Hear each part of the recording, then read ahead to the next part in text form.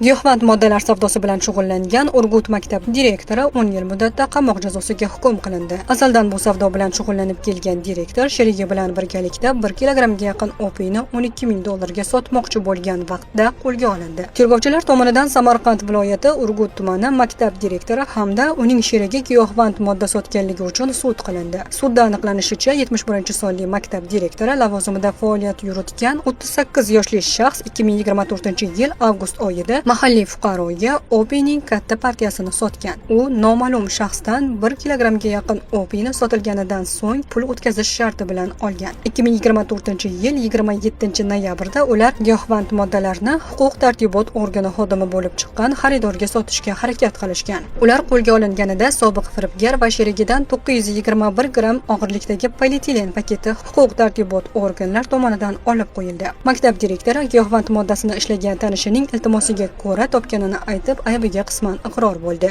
Bunda ta'lim bo'limi va hech qanday shaxsiy manfaat bo'lmagan. Sherigi ham bunda ishtirok etganini tan olgan. Ta'lim bo'limi esa buni maktab direktorining ayoliga ishga joylashtirishga yordam berish haqidagi iltimosi bilan izohlagan. Sud ularni O'zbekiston Jinoyat kodeksining 273-moddasi 5-bandi bilan, ya'ni giyohvand moddalarni noqonuniy sotish bilan aybdor deb topdi va maktab direktori 10 yil 2 oy, sherigi esa 11 yil muddatda ozodlikdan mahrum etish haqidagi sud hukmi o'qildi.